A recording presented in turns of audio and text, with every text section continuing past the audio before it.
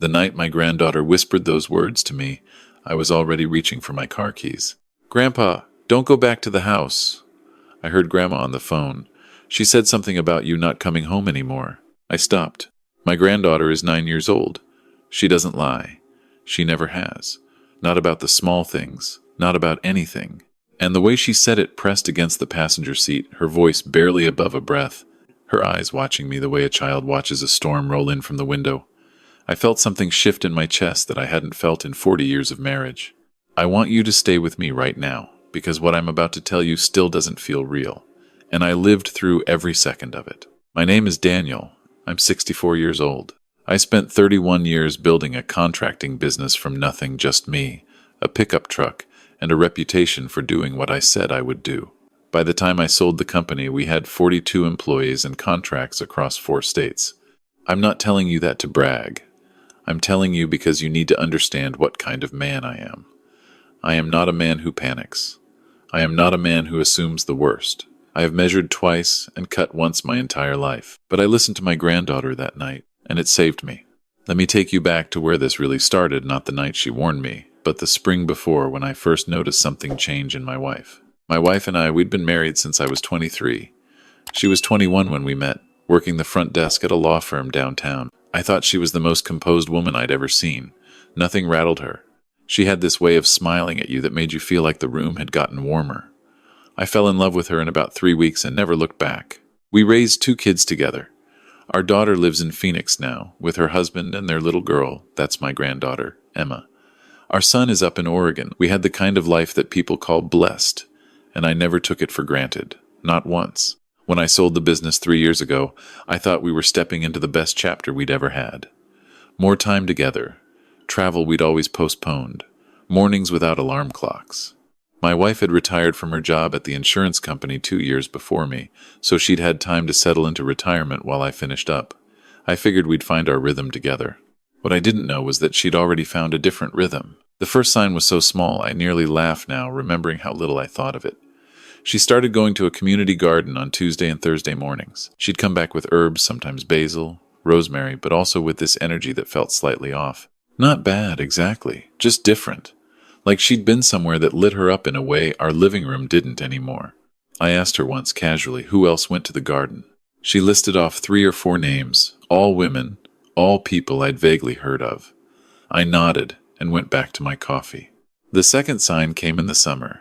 She changed her phone password.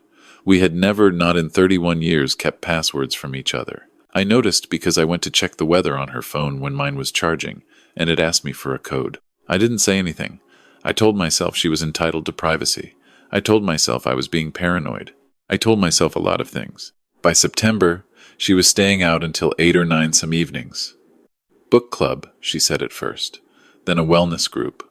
Then a friend from her old job who was going through a divorce and needed company. The explanations were always reasonable. They always came just before I asked. I started noticing that how she answered questions I hadn't quite spoken yet, as if she'd been rehearsing. Our daughter came to visit in October. She was there for a week, and she brought Emma. I remember how good that week felt, the house full of noise again. Emma drawing pictures at the kitchen table, my daughter making her grandmother's soup recipe and getting it almost right. My wife was present that week, laughing, engaged, herself. But I caught something on the 3rd day. My daughter had taken Emma to the park, and I was in the garage looking for a board game we used to play when the kids were small. My wife didn't know I was home. She was on the phone in the kitchen, and the garage door was cracked, and I heard her voice drop into that register, low, private, almost hushed, that I hadn't heard her use with me in longer than I could remember. I couldn't make out words, just the tone, the cadence, the warmth. She didn't hear me come back inside. By the time I walked into the kitchen, she was standing at the sink rinsing a glass, phone gone, and she turned and smiled at me the way she always did. And I smiled back, and neither of us said anything about it. That night, I lay awake until 2 in the morning thinking about what I had and hadn't heard. The week ended. My daughter and Emma went home. My wife and I went back to our quiet routine, and I kept my suspicions folded up small and tucked away because I had no evidence, only a feeling, and I had built my whole life on evidence. Then came the insurance papers. In November, I found a brochure on the desk in the spare room. It was for a life insurance policy, specifically, a policy that paid out accelerated death benefits. I know what that means because my wife spent 20 years in insurance. It means the beneficiary can access the payout early under certain circumstances. It means someone had been thinking about money and timelines. The policy was in my name. I had not applied for it. I sat with that brochure for a long time. I told myself there could be a perfectly reasonable explanation. Maybe she was planning ahead. Maybe she was being practical. My wife was always more practical than I was. That had been true our entire marriage. I put the brochure back exactly where I found it. I didn't say anything. But something inside me had shifted, and it didn't shift back. My daughter called in December and said she and her husband were going up to her husband's family in Vermont for Christmas, but she wanted to stop and visit for a few days on the way through. And could Emma stay with us for the week after Christmas while they went ahead and got a little time alone together? I said yes immediately. I always say yes to Emma. My wife said yes too. She loves Emma. I told myself that was evidence of something, that whatever else was happening, she loved our granddaughter, and that meant something. Emma arrived on the 27th.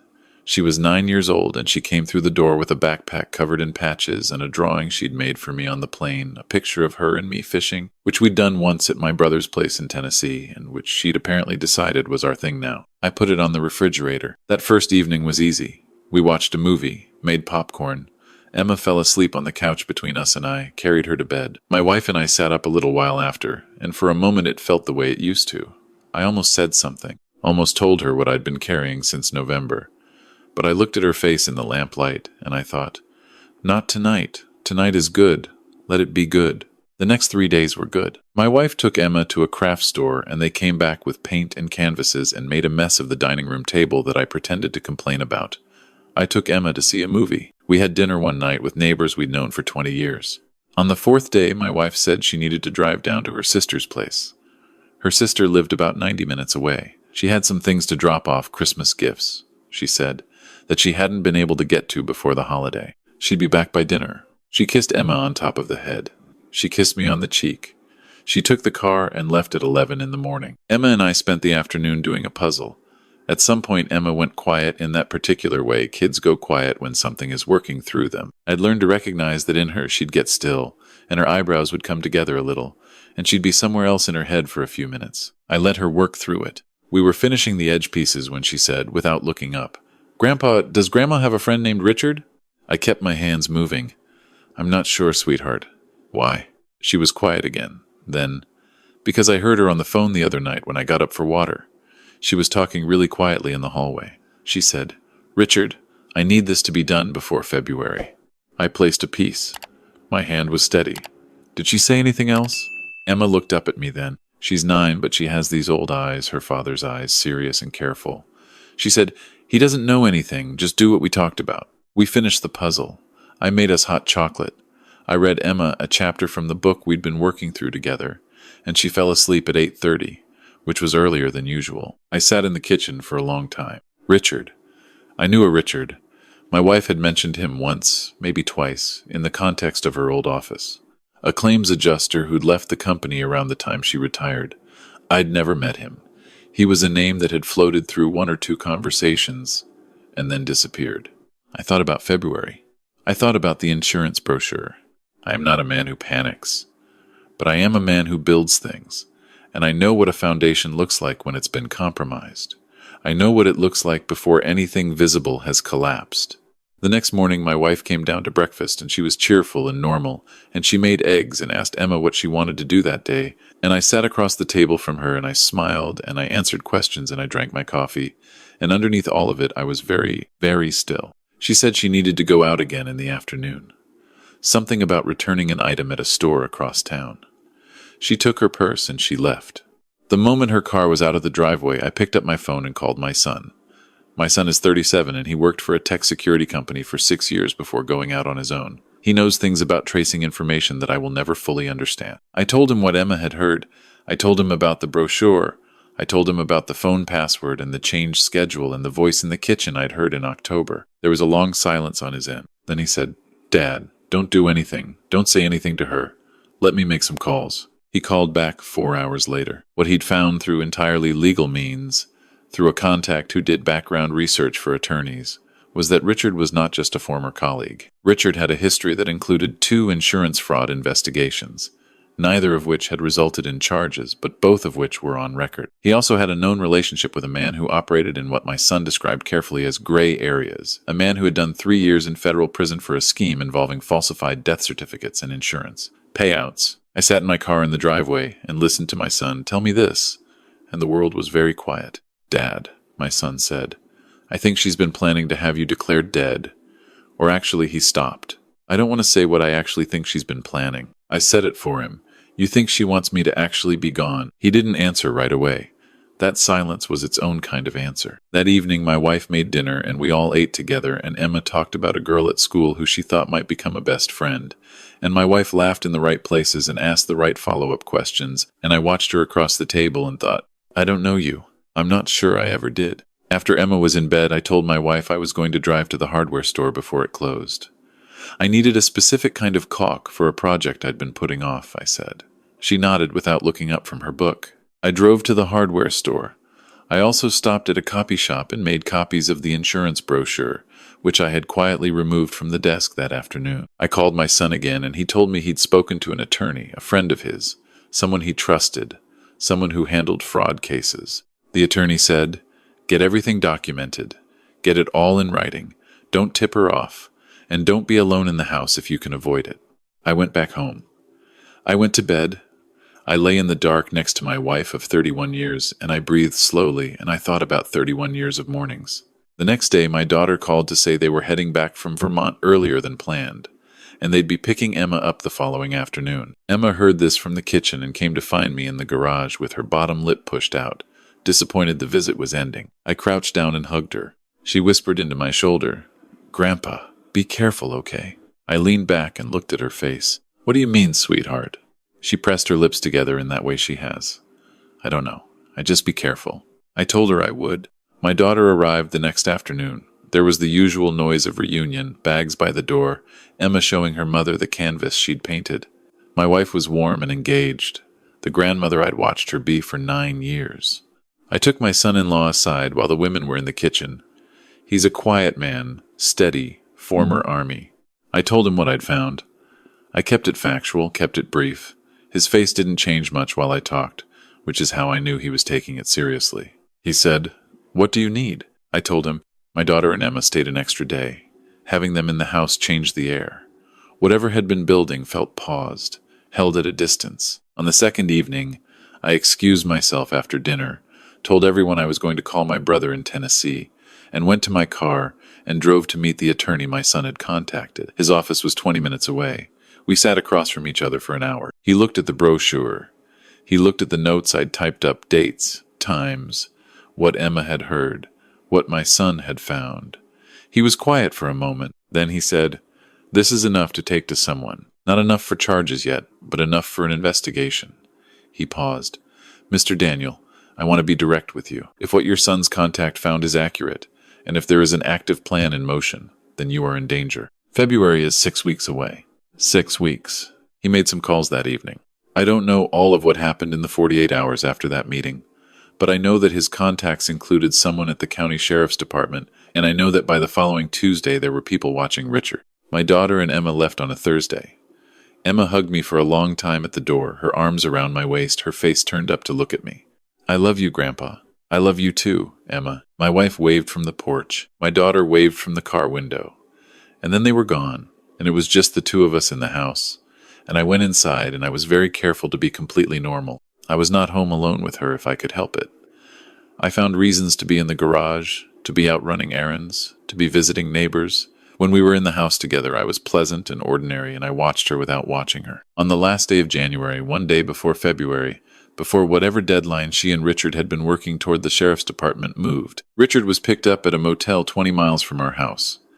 He had, in his possession, a set of documents that included a falsified medical report. He also had a phone with a conversation thread that the attorney later described to me as comprehensive. My wife was at home when 2 detectives came to the door. I was not there. I had been advised not to be there. I was at my son's attorney's office, sitting in a chair drinking bad coffee, when my phone lit up with the attorney's number. He told me it was done. I drove home about 2 hours later. There were no cars in the driveway by then. The house was quiet. I stood in the kitchen for a while, looking at Emma's drawing still on the refrigerator, the one of her and me fishing. She'd drawn us with matching hats. I took it down carefully and held it in both hands. My wife was charged with conspiracy to commit fraud, and after Richard's cooperation with investigators, with solicitation of a crime that I will not name here but that you can understand if you followed this story. Her attorney mounted a defense that lasted 7 months. At sentencing, the judge noted the premeditated nature of the conduct, the extended planning period, and the presence of a minor in the home during parts of what was being orchestrated. She received 18 years. I did not go to the sentencing. My son went. He called me afterward and I let the phone. I went out to the backyard and sat in the chair by the garden bed where I'd planted tomatoes every summer for 20 years, and I let myself feel everything I'd been holding at a distance for months. It took a long time. My daughter called that evening. Emma got on the phone near the end of the call. "Grandpa? Are you okay?" I looked out at the yard in the early dark. "I'm okay, Emma. I'm going to be okay." "Good," she said, with the absolute certainty of a 9-year-old who has decided something is true. "Because me and Mom and Dad are coming to visit in March, and I want to go fishing." "We'll go fishing," I said. "And you have to get the hats," she said. "The matching ones." I laughed. The first real laugh in a long time. "I'll get the hats," I said. "Here's what I want to leave you with, because I've had a lot of time to think about this." I almost didn't listen, not to Emma, not really, not the first night she said something, when I made hot chocolate and told myself she'd overheard something innocent, something she didn't understand. Children hear things and they piece them together, and sometimes they get it wrong. Except sometimes they don't get it wrong. Sometimes they hear exactly what was said, and they come to exactly the right conclusion, and they bring it to you because they love you and they trust you to take it seriously, and the question is whether you will. I think about what February would have looked like if I had patted Emma on the head and said, "Don't worry about it, sweetheart," and gone back to my puzzle. I don't let myself think about it for very long. If you have a child or a grandchild in your life who comes to you with something that sounds impossible, listen. Sit down, get quiet, and really listen. They are not being dramatic. They are not confused.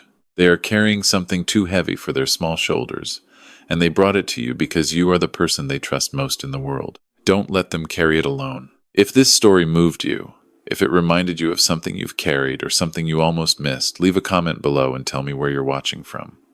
I read every single one, and if you know someone who needs to hear this today, please share it. You never know whose life that share might reach.